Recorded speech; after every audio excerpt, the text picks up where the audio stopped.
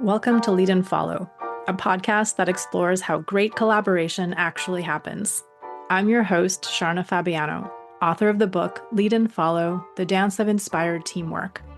And I'm pleased to bring you the latest research, insights, and learning methods to help you work together better with the people around you.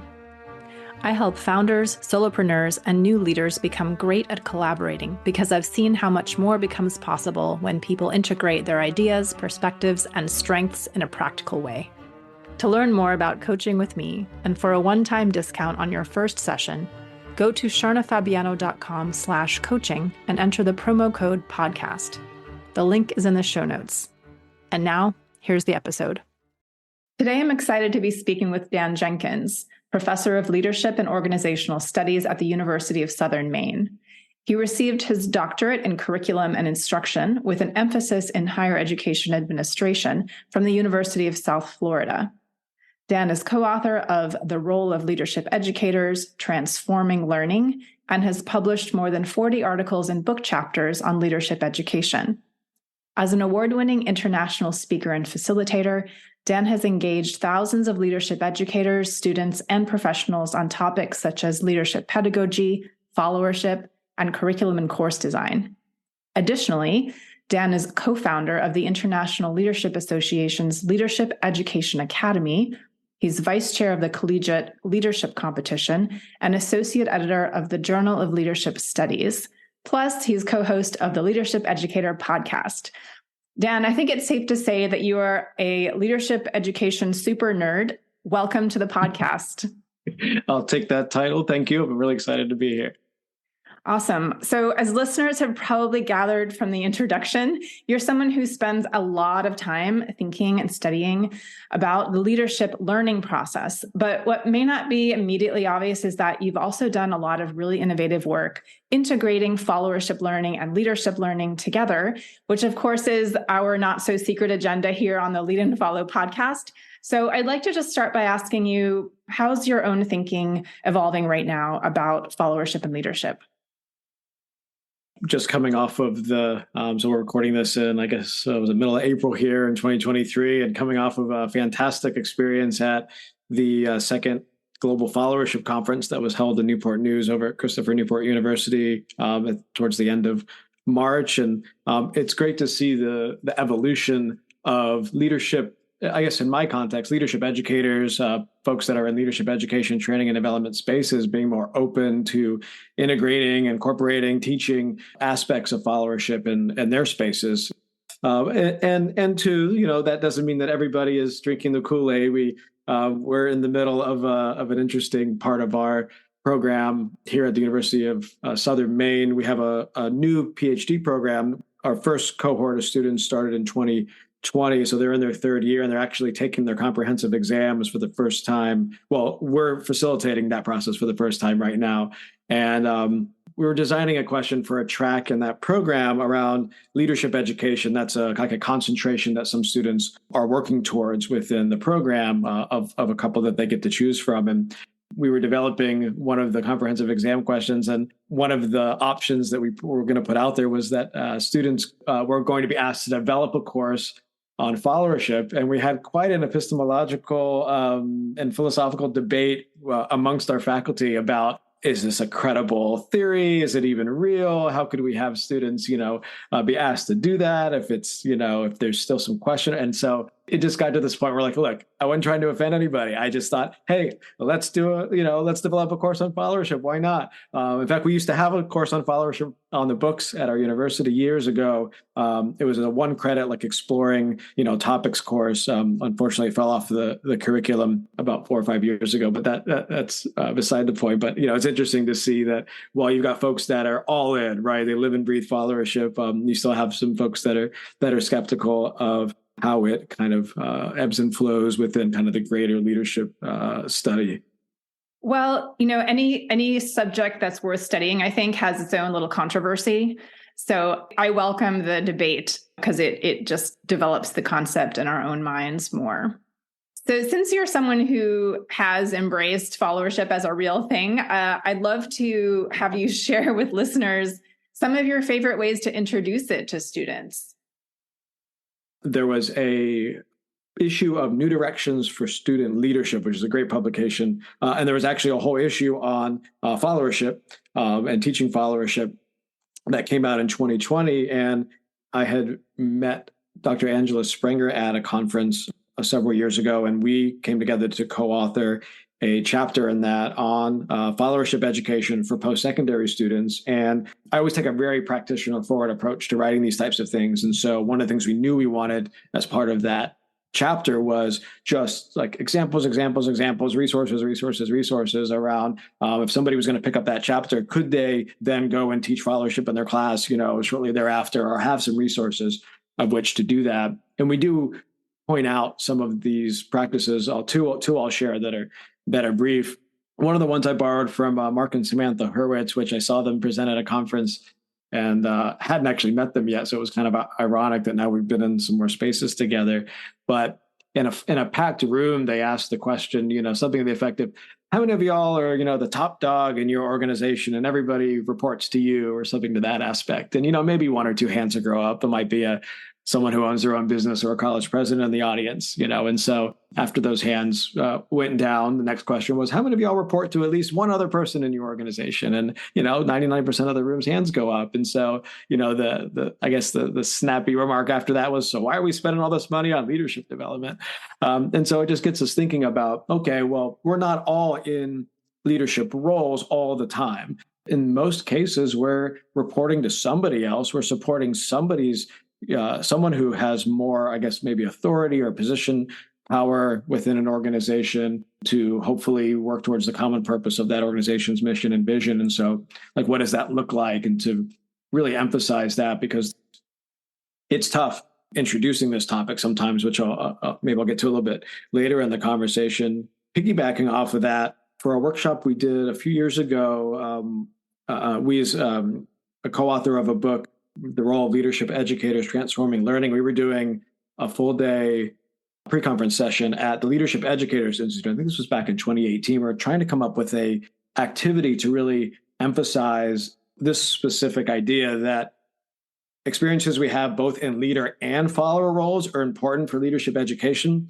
And so we basically took Kolb's experiential learning model. And if your listeners aren't familiar with that, basically it's like, I always like to use the metaphor of or analogy of if you're cooking, you touch the hot pan, you're like, oh, that pan was really hot. I'm probably not going to do that again. So the next time I cook, I'm going to wear oven mitts or something like that. Right. And so it's just learning from experience. And so we developed this model of leader and follower experiences as a source for transformational learning, which basically is the focus is, what's an experience you've had as a leader or a follower, and how can reflecting and learning from that help you next time you're in a similar situation? And the activity that we do, which is super accessible for folks that are teaching leadership, is we ask students to what we call the 1-minute paper, which is literally like a 1-minute journaling opportunity. And we ask them, think about a time where you've either received feedback or provided feedback and what you learned from that experience, right? Everybody can come up with something.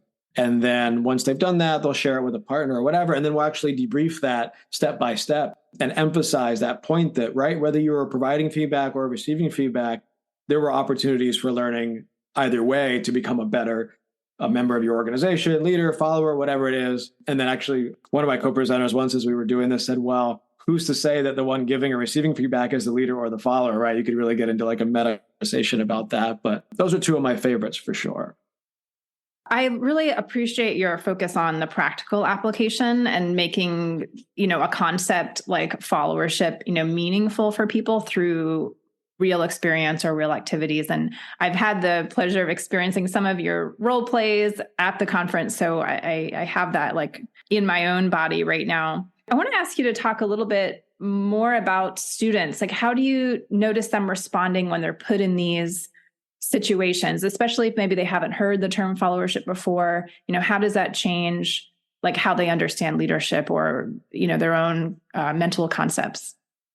Yeah, that's a great question, and I love your workshops as well, Sharda. And one of the things that we write about, that Angela and I wrote about in that chapter, case studies are a great way to introduce followership too. And one of the most accessible pieces of media out there. Oftentimes I'll call videos and short films and things like that can also serve as case studies. And the one that you and Ira and your Tango partner there put together about a dozen years ago on understanding the roles of leaders and followers through the metaphor of tango is a fan favorite for sure. My students just love it. It resonates, it's accessible, whether they're undergrad or grad students. And definitely they start to understand that because it's such a relatable approach to teaching that. And so that's definitely one of those. I definitely, some students, sometimes they're resistant just to be resistant, or they don't really, like my colleague that I mentioned or what have you, with the students, for more of a theoretical standpoint. But sometimes, and Angela and I speak about this, is, when you compare like leadership, teaching leadership to teaching followership, one of the big things there is that there's much less requisite knowledge with followership than there is with leadership. If you were to ask, a group of random folks, or the same people that might be selected for jury duty, who knows who's ever heard of leadership, right? Pretty much every time, all the hands are going to go up. I put my money on that, right? But if you asked how many of y'all know about or have heard the term followership, you might get some blank stares. You're going to get less folks that have heard about that. Only recently did it not get one of the little like nasty red underlines in like Microsoft Word, right? Right. Recent updates have started to add that to those dictionaries or what have you, and so you're at a disadvantage, and so that can be tough. And sometimes you do have to do one of these like bait and switch activities to get students to buy in. And, the other big one, and there's a couple others that we focus in this article, but the other one that I'll really bring out for this conversation is, there's a much greater need to focus on language and stereotypes with followership than there are with leadership. And the English language is very unkind with that because the word follow and follower oftentimes has a negative connotation. And so, trying to reframe that through conversations and examples with students that, no, this isn't someone who's in a passive role. This is someone who's in a very active role, and using language like, or frameworks like Ira Shalif's Courageous Follower, and emphasizing that the follower role is both one that supports and challenges leaders towards a common purpose. And oftentimes when you start to get into that and sharing examples, students start to resonate with that and are more comfortable, I guess, exploring and reflecting on their own situations and experiences being in those roles, and understanding that they've done that too. Mm-hmm. Yeah, that's so important, that awareness of the language. I remember several experiences I've had where just naming things like, oh yeah, we do kind of associate this mindless, obedient, passive identity with a follower, and just naming that makes people like, oh, wait a minute, I don't want to be that. I don't want to make somebody else into that. Right. Since you mentioned, resistance in a playful way, I wonder if you would speak to like the payoff of this. Like there's so much effort that goes into designing these activities and introducing the language and, conceiving of these Trojan horse type of strategies to, get students to realize and reflect. What's the payoff of this? Like, what motivates you to create these activities? And, how are you seeing that in the students you work with? Yeah. I mean, I think probably the biggest, I guess, payoff, if you will, that I've seen is when I've had students, say things like, wow, I actually prefer to or look for opportunities to be in a followership role or to exercise followership, and that is really part of their identity, and that's okay. I was actually reconnecting with a friend of mine that lived not too far from Christopher Newport University, where that conference was, just after the conference. And she was asking me like, well, what is this conference that you went to? And what was the topic? And she was someone we worked very closely in student government together when we were undergrads at Florida State University. And I think she played a role as the treasurer of this like student political party that we had. She had a very important role, but rarely would she be in the spotlight of anything. It just wasn't something that she preferred to do. She definitely, I mean, some might say, oh, well, she was playing a servant leader role, and so, but without even prompting her for that, she's like, oh yeah, she's like, Dan, I totally preferred to be in the follower role and let you, and she named some of our other folks that were kind of more like the spirit animals of the group or what have you. That were doing a lot more of the like outward facing communication and things. I mean, I was a campaign manager, and we had, other officers and whatnot that were really out there doing the rah, rah, rah. But we would never have been successful without people like her and others. And she just said, oh, I totally, and she worked her behind off, right? And had as much passion for the organization as any of us, and just felt much more comfortable in that role and supported that common purpose, right? And so I see students getting that and resonating with that and really, really diving into and sometimes they might support or challenge in situations where I don't expect it, either with their peers in student organizations or in their own workplaces.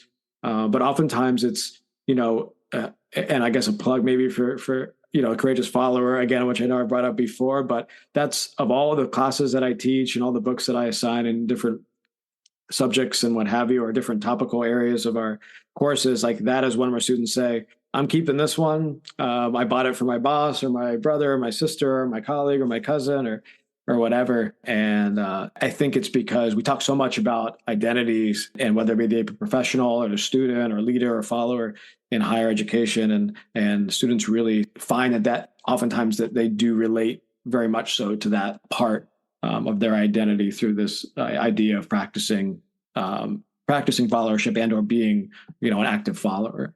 Mm-hmm. Yeah. I hear that kind of in sentiments of like relief and like, oh, there's another way I can be influential. There's another way I can contribute here. And it does, to me, sometimes feel a little bit like relief, or like recognition of a thing that was missing before. Mm-hmm. Right. And for me, that's a really valuable add, right, to education, because it just provides like some more opportunity, right? And as we collectively move towards a sort of collaborative, team-based work environment, economy, I just find that, I don't know, really compelling as a driver of training. I want to just switch gears a little bit here, and you're involved in so many things. You're also co-founder of the ILA, that's International Leadership Association's Leadership Education Academy. This is for educators. So I wonder if you could briefly share what that is, and how you've kind of thought about incorporating followership there. Yeah, that's definitely a passion project for sure. Some of your listeners might be familiar with Dr. Corey Seemiller's work. She's been very influential in the leadership education spaces. Ran the Leadership Center at University of Arizona for many years, and has been at Wright State, I think, for the last 6 or 7 years or so. But we were attending a conference together back in, I want to say 2012, and didn't have the best experience, and then started to kind of like jot down ideas on a napkin of like what would be the most ideal preparatory program for leadership educators that we could imagine. The napkin strategy. Yep, I love it. Yep. And I've got a picture. I still have it somewhere on like a folder because, we never thought that this idea, would actually turn into, now this July 31st to August 3rd in St. Paul, Minnesota. So this will be the 6th iteration of this Leadership Education Academy. And we've been doing it since 2015. Corey and I basically wrangled together a network of other leadership educators, both in student affairs, practitioner roles, and faculty roles, some that were outside of, but have been informed by higher education, maybe in consulting or coaching roles, like the Center for Creative Leadership. And we spent 2 years designing a curriculum for this experience, and we're able to partner with the ILA to pilot this thing back in 2015, and it exceeded our expectations and the expectations of the participants at a level that we could never have imagined. We were brought to tears when we got a standing ovation from the participants at the end of the first. I mean, talk about not expecting something, and the feedback we've gotten, and we're tough on ourselves. I mean, we're like, oh, these were only 9.5 out of 10. Like we can push it to 9.6 out of 10 on the different metrics and things that we use, but it's We ended up expanding it from a 2.5-day to a 3.5-day experience. It's limited to 80 participants, and there are 10 facilitators because it's really, really important that we emphasize that one-on-one time with with the facilitators and the participants. And it's cohort based, to ensure that mentoring and networking. It's probably one of the most resource rich programs that I've ever been a part of. We share a whole workbook and resource guide with participants, and everything is built around like a train the trainer approach. And so if we're going to talk about something, we're going to show you how to do it. We're going to model it. We focus on content, design and delivery, and then culminate with a coaching experience towards the end, which is a mix of peer coaching and facilitator and participant coaching. And it's interesting because it was originally kind of geared towards like entry to mid-level folks, but we get leadership educators, trainers, developers from all walks of life. Some say, oh, wow, I've been doing this 20 years. I wish I'd had this when I got started. Some are I always like to say the classic person that you might meet at a leadership conference that you say, oh, hi, nice to meet you. Where are you from? Why are you here? And they say, my, fill in the blank, dean, director, whatever, said, we need to start a leadership program at our college. And so here I am, what resources do you think I need? And you're like, oh my gosh, where do I start? And so LEA is a great place to do that. And we ask participants to bring something to work on.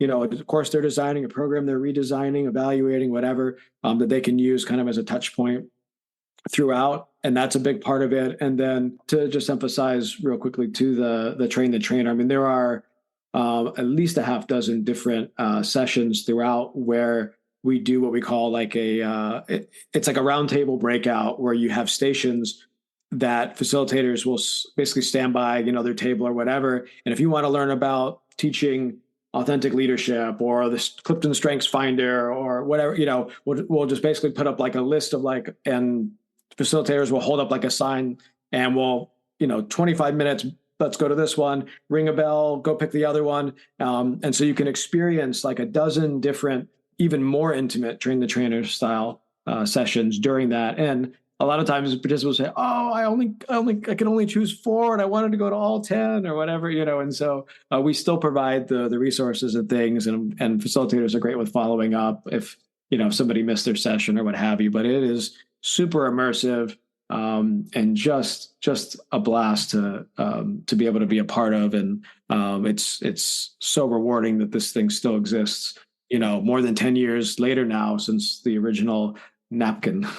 Yeah. Wow. I'll definitely put a link to this in the show notes. I want to just pull out a couple of things that I feel like are valuable just for listeners to note here. If you're designing any sort of program yourself, the level of detail that, you and collaborators spent conceiving of the size, right? The fact that it's small, that it's immersive, that it's cohort based, that everything is mapped to application for the people who are attending, the variety of resources offered, the mentoring and coaching that's built in. I feel like these are just, you could go down the list here and check off like, how many things can you pack into an experience to make it truly valuable? And even if you have some of those, it'll, boost whatever, existing program you might want to improve on. I also, Dan, want to comment on something, and I'm not sure what you think about this, but I'm just noticing as you're describing your projects, every single one of them starts with, I work with so-and-so, this colleague and I wrote on napkin, I got together with this other person. So everything you do, it seems to me, is coming out of this very rich collaborative dialogue. And I just wonder if like on a meta level that, resonates for you, if you feel like this has always been who you are, or if this is kind of floating alongside your cognitive understanding of lead and follow collaboration, but it seems like it's working for you. You're incredibly prolific. You're creating incredibly valuable experiences. And I just can't help but wonder if your process is related to that. Yeah, no, it's a great observation. And yeah, I've definitely, as I've done, any self-reflection or taken any of the, these behavior style assessments. I mean, these things definitely come up for me. And I, as I think about, being like I think Clifton Strengths, one of them is like being like a maximizer and, like we're when you bring other people into, or if you're able to either align folks with yourself, or if you see like, oh, wow, that would be a great collaboration, let's get these people together, or what have you. I always feel you can learn so much more from working with others and inviting people into these spaces. And I find that I just learn so much more about the field and about myself when I'm able to engage in conversations and folks that are generous with their, I guess, time and identities, willing to like engage with me to like externally process things, and sometimes it's just, talking things out, but also being, writing and doing it that way can be just as developmental for me. And I think too, this practice was modeled for me. I think about folks like Dr. Susan Comavez, who just got a Lifetime Achievement Award at the ILA conference last fall. One of the things that she noted was, and she is a masterful person at doing this, at bringing people together and getting people to collaborate with one another, because she sees opportunity in that. And so I think in our field, leadership, followership, I've definitely seen how that's been modeled for us in really, really strong ways. I can't think of folks that I've reached out to that have said, no, I'm not willing to work with you, and here's why, or think, did I step on the wrong toes or whatever? I mean, you never know, right? But I think that because the discipline has kind of been modeling that, I felt safe to reach out to people, and folks would kind of say, well, reach out. What's the worst that can happen? And it goes both ways, and I love paying that forward and making connections for others. And so, as I think about, this kind of like leadership and followership role, like sometimes, if, for someone who's been in the field for a while and has some opportunities to have some like humble influence, I can elevate the voices of folks that maybe wouldn't have an opportunity to take on a writing project or to be invited to certain spaces. And a lot of that is because folks did that for me, right? They gave me an opportunity to edit something or to co-author something or be part of a panel or something like that. And I wouldn't be where I am professionally or personally without some of those opportunities. Yeah, beautifully said. Thank you so much. I mean, maybe it's a known kind of aspect of leadership, but I feel like it's really powerful to act in that way, to kind of invite people in, or to, to recognize where someone might be able to contribute when you have an understanding of what followership is, and that collaboration is so rich, right? So you're not just saying, well, I am the kingmaker, I'm just going to name all these people because I have the authority, but you're doing it from like a genuine self-interest, like, oh, I can do this from a leadership role because I know how strong the followership role is too. And I want to bring people in to do that with me. So I really appreciate you speaking to that and like living your values, so to speak, Sure. through these collaborations. I'm skipping around a little bit here, but I want to make sure we have a couple of words on the Collegiate Leadership Competition, because that's something else you're deeply involved with, and where you probably get to see a lot of that kind of leader-follower exchange, like in students, and kind of set students up to have experiences of that. So maybe you can share a little bit like what the latest is on that front. For sure. And that's definitely one of the things that brings me some of the most joy that I get to do as a leadership faculty member at USM. So there's an organization called the Collegiate Leadership Competition. You can check them out at collegiateleader.org.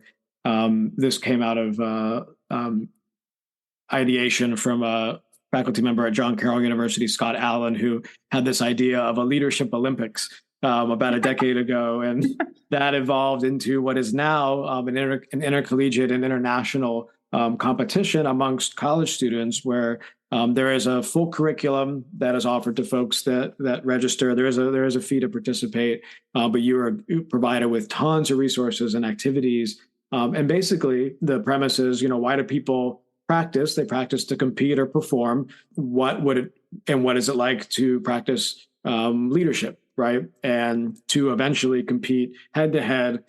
These are student teams of 6. Where they go head to head in person and or virtual team challenges with students from other universities. And We practice for the course of a semester. Usually it's about 10 to 12 weeks until the finals take place. And it's a combination of communication and trust building activities, as well as team-based challenges to get them ready for this competition, but also to get to know each other and develop that. All the research that we have that points to what makes an effective team focuses or comes back to trust and communication. And one of the unique things about this experience that we've kind of teased out through doing some research on this is, and this was one of these like unintended consequences, but I'm saying consequences at a positive connotation where at the competition, so there's 6 students on a team, although there can be as few as 4, but the max is 6. And the way there are 6 challenges at each competition, and one student is identified as the quote unquote leader for each of the 6 challenges. So everyone gets a chance to play that role.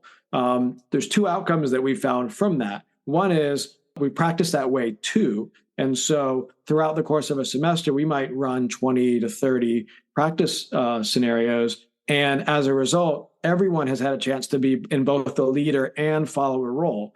We struggle to find like a comparison to like athletics, other than like who has the ball in basketball, to like see where like that also shows up. And what we've learned from that is that students, since they've been in both the leader and the follower role, they have a totally different context for what their leader needs when they're not in the leader role, and vice versa, right? What do my followers need when I'm leading this? How much do I need to manage the process versus focusing on the results? You know, kind of like the whole metaphor, like getting up on the balcony and looking over the dance floor that Ron Heifetz throws out there. And so, it's really, really been interesting through some qualitative research that we've done interviewing some of these students that, they have such heightened role awareness in their like team and group context. And we've called this quote unquote rolling, like ROLEING, Nice. because it's like I'm in the leader role, I'm in the follower role, and being able to like differentiate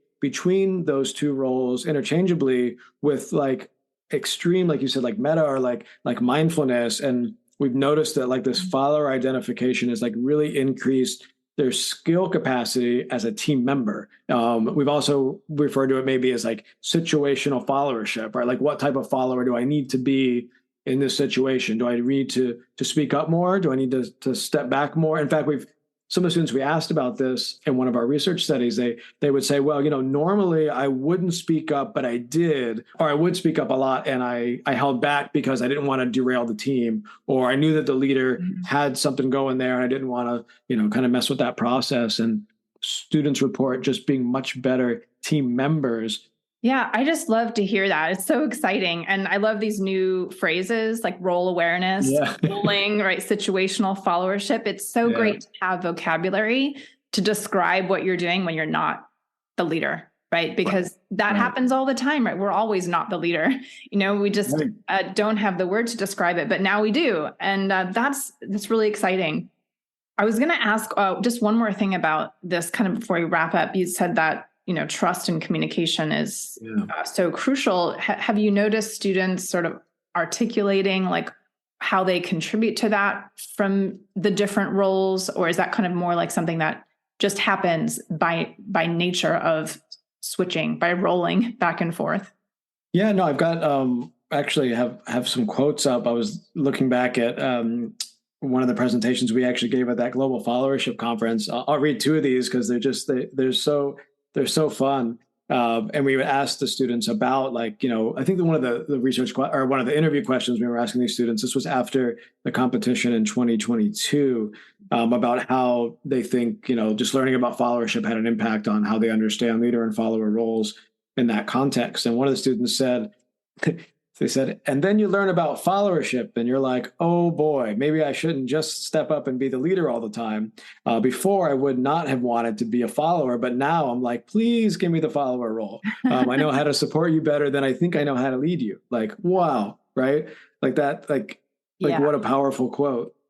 And one of the other ones was, which kind of it piggybacks off what I was saying earlier. This other student said, it was kind of a challenge for me to step back.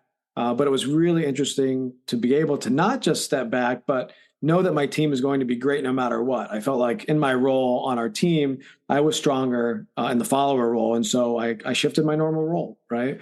And so like that, and I think with that comes so much trust. And actually one of our mantras, we have acronyms, and there's one of the acronyms that we learned in this is the acronym for TEAMS, and the T stands for trust matters. All of them are, it's like member norms matter, emotions matter, but like the T is trust matters. And with that is we do so much, or at least I do, and I don't want to give all the way, give away all the secrets of why our team's secrets. Yeah.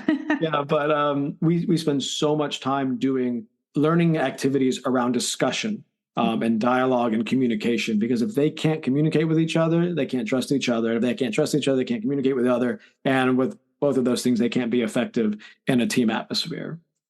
Yeah. Wow. Really exciting. I imagine listeners are kind of like me right now. Let's all go to the leadership competition or make your own. So tell us what you're up to over on your podcast, the Leadership Educator Podcast. You again partner with someone wonderful to do that project. So give us a little teaser of your podcast.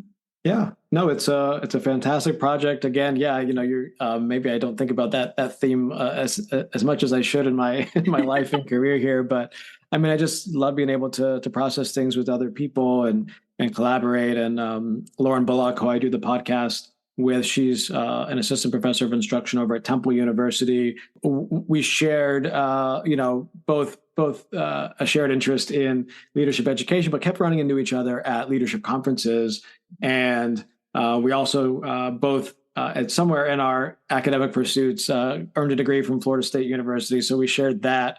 And when I had the opportunity to start the podcast back in 2019, she was one of the first people that came to mind because I knew that we would challenge each other's perspectives. She's got a lot of different experiences that brought her to her space than I have, and a ton more experience in co-curricular spaces, just amongst many other things. And we just published at the time of recording this, our 106th episode, which is just absolutely mind-boggling to me. We've been doing this since late 2019. Amazing. And yeah, we've covered all kinds of different themes, from international leadership education to teaching, and interviewed folks from other podcasts and followership. This most recent season, we're looking at like research and scholarship and leadership education. We've had on like journal editors, we've had on scholar practitioners, we've had prolific researchers, folks that engaged in like mentor-mentee relationships. In fact, that was a season we did last fall of 2022, was all about mentor and mentee relationships in leadership education, which is just another great exemplar for like leading and following, right? Mm-hmm. And so that's what our focus has been on most recently. And if you go back to the April 12th, 2021 season episode, you'll see one called How Tango Can Teach Us to Be Better Followers with Sharna Fabiano.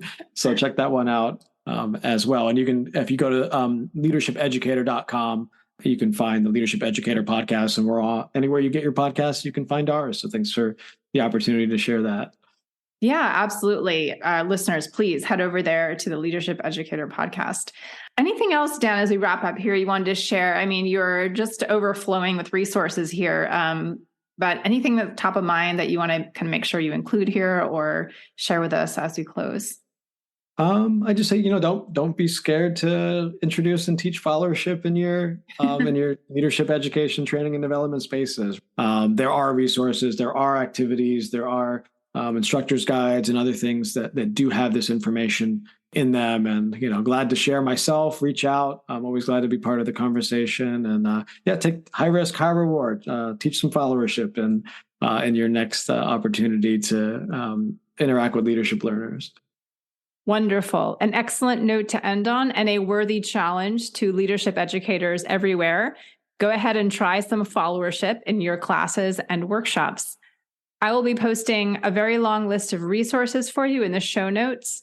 You can also reach out to me anytime for help putting your followership program together. Dan, thank you so much for your time today. You're welcome. You have been listening to the Lead and Follow podcast. Special thanks to Glover Gill for composing our music, and a huge thank you to all of you who support the show. It really means a lot.